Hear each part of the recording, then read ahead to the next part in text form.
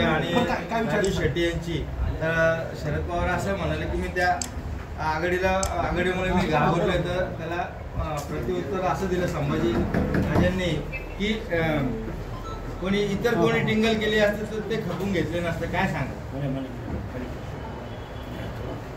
आता शरद पवार साहेब जर म्हटले मी आघाडीला घाबरलोय, टिंगल कशी काय? फार मोठी शक्ती उभी राहते महाराष्ट्रामध्ये आणि शक्ती असल्याशिवाय लोक एकत्र येत नाहीत. जशी आमची महाविकास आघाडी आहे, 3 प्रमुख पक्ष एकत्र आहेत, काँग्रेस, राष्ट्रवादी काँग्रेस, शिवसेना, शेतकरी कामगार पक्ष, समाजवादी पार्टी, CPI, काँग्रेस. हे आघाडी झाल्यावरच महाराष्ट्रामध्ये भारतीय जनता पक्ष, त्यामुळे मोदींचा पराभव आम्ही करू शकतो. जेव्हा अनेक लोक एकत्र येतात, आघाडी होती, तेव्हा नक्कीच एक शक्ती निर्माण होते. आणि जेव्हा पवार साहेबांसारखी व्यक्ती, राजकारणाची धुरंधर व्यक्ती, त्या नव्या शक्तीची दखल घेऊन ते मत व्यक्त करते, त्याला मी टिंगल मानतो. पण शरद पवार हे अत्यंत गंभीरतेने राजकारण करणारे नेते. साहेब, दुसरा प्रश्न असा आहे की सावंतवाडीमध्ये केसकरांविरोधात अमोल कोल्हेंनी आज काहीतरी वक्तव्य केलं, ऐकून घ्या ना. पण त्याच्या पुढे नाही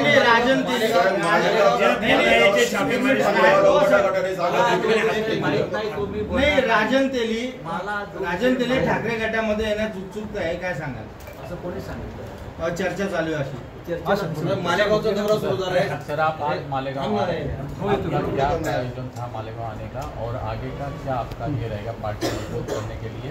आपके पास में अभी 2 उम्मीदवार नजर आ रहे हैं मालेगांव में. बात ऐसी है, मालेगांव में पहली बार मैं नहीं आया.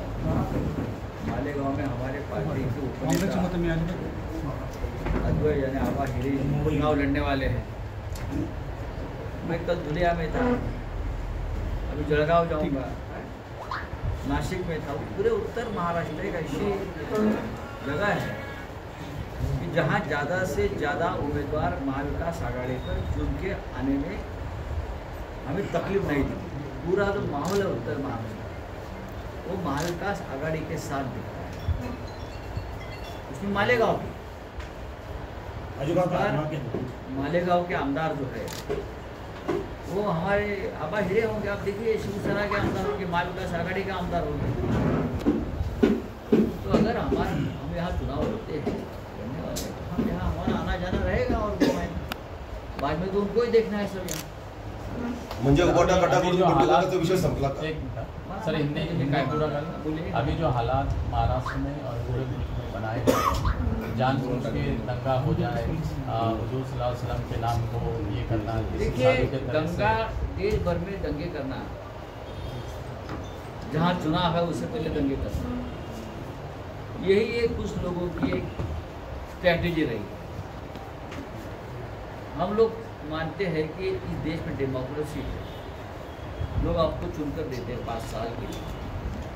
आप 5 साल विकास करिए, लोगों के काम करिए, देश की सुरक्षा करिए और उसके ऊपर वोट मांगिए.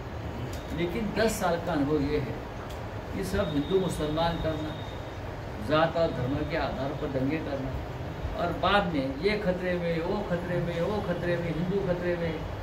अरे आप तो इतने बड़े हिंदू हृदय सम्राट बने हैं ना अभी, तो हिंदू कैसे खतरे में आ सकता है? इसका मतलब है आप नकली हिंदू हृदय सम्राट, आप नकली हिंदुओं के नेता. तो आपके राज्य में अगर हिंदू खतरे में है तो आप इस्तीफा दीजिए, अब देख लेंगे क्या करना है. बोला आपला का प्रश्न आहे? मालेगावला बंडूबाचा विषय संपला. तर इच्छुक उमेदवारांमध्ये पुढे आमच्याकडे काही त्यांनी उमेदवारी म्हणजे ते कुठल्या पक्षात आहेत बंडूबाबा? तुम्हाला दिल्लीला भेटले, तुम्ही तुम्हाला दिल्लीला भेटले, त्यांना सक्रिय होण्याचे सांगितलं. आता सुद्धा त्यांचा मुलगा आपल्याला येऊन भेटला, त्यांचे चिरंजीव मला भेटले, त्यांच्याबरोबर कार्यकर्ते होते, त्यांनी माझ्यावर फोटो काढले, त्यांचा एक कार्यक्रम झाला, त्या कार्यक्रमाचे फोटो दाखवले. पुढे उमेदवारीबद्दल बोलतो, पण त्यांनी उमेदवारी मागितली आहे का? हो ते बोलले कोणत्या पक्षात आहेत? दिल्लीवर आल्यानंतर उमेदवारीसाठी बोलले आता होते. ते कोणत्या पक्षात आहेत मला माहिती आहे का? मला माहिती. ते शिवसेनेत आहेत का आणि असले ते कोणत्या शिवसेनेमध्ये आहेत? त्यांनी आपली भेट घेतल्यानंतर असं सांगितलं होतं पत्रकार परिषदेत. मला ते तुम्ही जे म्हणताय आपले फोटो देखील त्यांनी सांगितले होते. मी मला ते- उभाटामध्ये होतो, उद्धव बाळासाहेब ठाकरे बरोबर राहणार होतो. ही जी पत्रकार परिषद त्यांनी बोलवली ती या एका व्यक्तीसाठी बोलवली नाही. नंबर 1, ते बंडू काका बच्छाव दिल्लीमध्ये आले होते अचानक आले. ते म्हणाले मी बंडू काका बच्छाव मी मालेगावातून आलो आणि मी इच्छुक. त्यांचं म्हणणे आम्हाला बोलवण्यात आलं. अजिबात नाही. साहेब, दिल्लीमध्ये संभाजी आपण बोलले. दोनदा मालेगावचे मुख्यमंत्री यांचा दौरा. अहो दिल्लीमध्ये आमची तिकीटं फायनल होत नाहीत. आमचे पक्षप्रमुख हे मुंबईत राहतात, मातोश्रीवर असतात. सगळा महाराष्ट्र मातोश्रीकडे जातो. साहेब, संभाजीनगर जिल्ह्यामध्ये दिल्लीमध्ये शरद पवार साहेबांच्या पार्टीची तिकीट कन्फर्म होत नाही. दिल्लीमध्ये शिंदे गटाची तिकीट कन्फर्म. दिल्लीमध्ये अजित पवारांची तिकीट कन्फर्म, कारण त्यांचे बॉसेस दिल्लीमध्ये, आमची नाही. आमचे शिवसेना पक्षप्रमुख हे मुंबईत. त्यामुळे आमचा संपूर्ण काम पक्षाचं मुंबईतून चालतं. सर साहेब आरक्षणात 50% जी मर्यादा आहे ती राज्यसभेत लोकसभेत वाढवणार असं राहुल गांधी म्हणाले.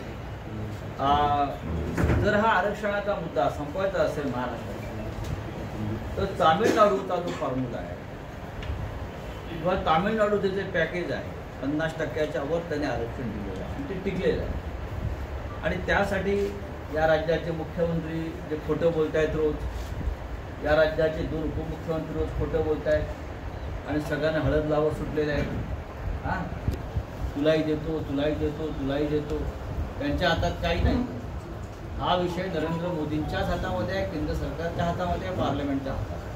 त्याच्यामुळे या विषयावर चर्चा दिल्लीमध्येच होईल.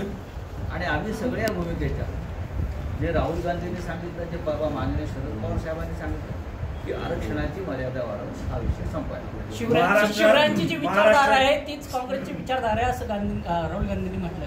मग शिवरायांची विचारधारा ही राष्ट्रहिताची विचारधारा आहे. त्याने राष्ट्र घडवलं. काँग्रेस पक्षानेही देशाच्या स्वातंत्र्य काळात जे कार्य केलेलं आहे ते राष्ट्र घडवण्याचंच कार्य होतं. आणि पंडित नेहरू या देशाचे पहिले पंतप्रधान ते मनमोहन सिंगपर्यंत जी प्रक्रिया आहे राष्ट्र घडवण्याची, तर काँग्रेसचं योगदान नक्कीच मोठं आहे. राज्यात शिवसेना हा नारा दिला जातोय, गाव तेथे शिवसेना हा नारा दिला जातोय. मग नव्यानं जुनी शिवसेना म्हणजेच ठाकरे सेना. हो हो बेटा नको त्यांना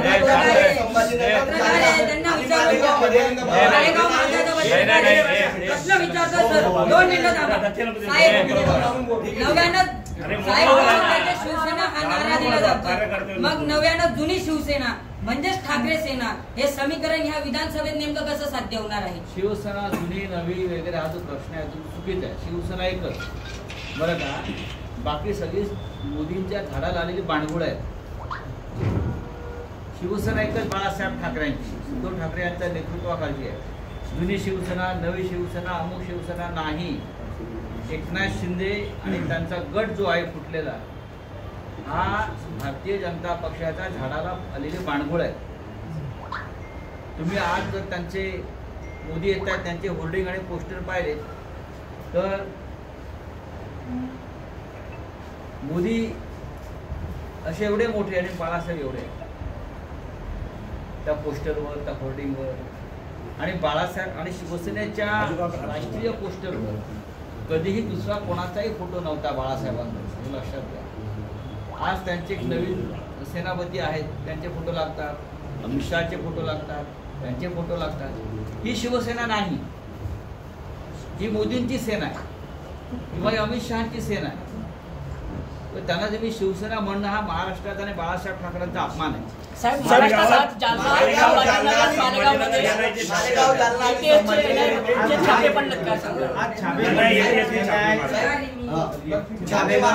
आणि औरंगाबादमध्ये आज एनआयचे छापे पडलेले, काय सांगाल? की निवडणुका आलेल्या आहेत, निवडणुका आलेल्या आहेत आणि निवडणुका आल्या की अचानक राष्ट्रीय सुरक्षेला धोका निर्माण.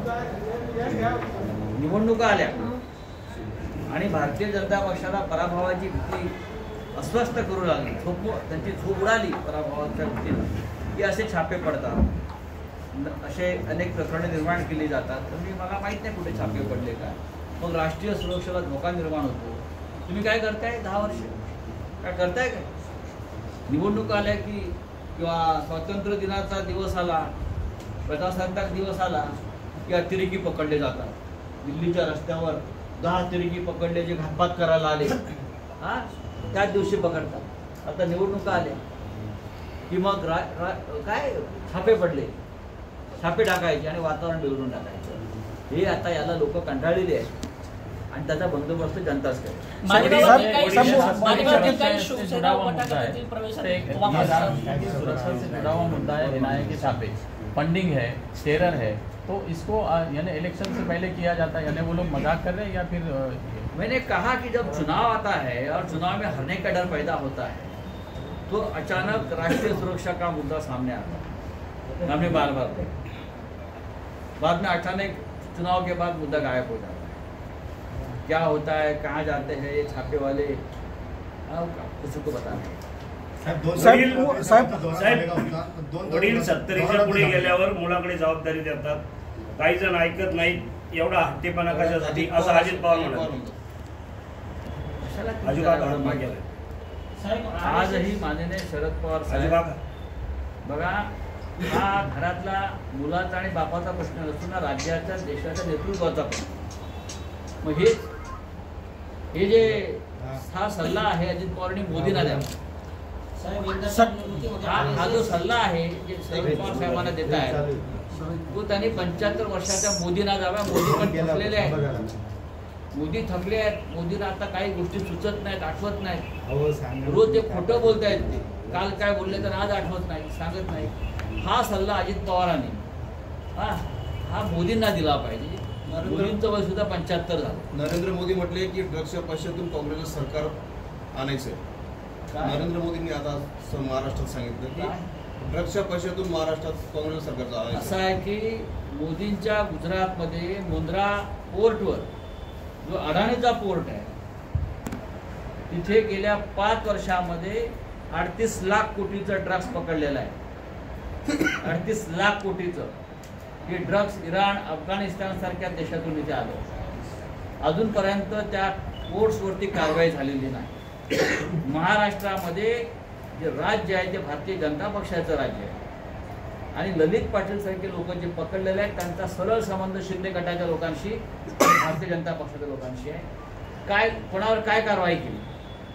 मी मगाशीच म्हणालो ना की मोदींचं वय 75 झालंय आणि त्या वयाचा परिणाम आता दिसतो. पृथ्वीराज चव्हाणांनी असा आरोप केला की फक्त अटक झाली, एवढं रामायण झालं पण पुढे काही कारवाई होताना दिसत. मी तेच तर म्हणतोय ना, जर खरोखर तपास झाला तर कॅबिनेट मधल्या अनेक मंत्र्यांपर्यंत याची सूत्र जातील, धागे जातील. ज्या पोलिसांना इथल्या पालकमंत्र्यांवर देखील आरोप केले. इथल्या पालकमंत्र्यांवर देखील मागच्या सभेत तुम्ही बघा सर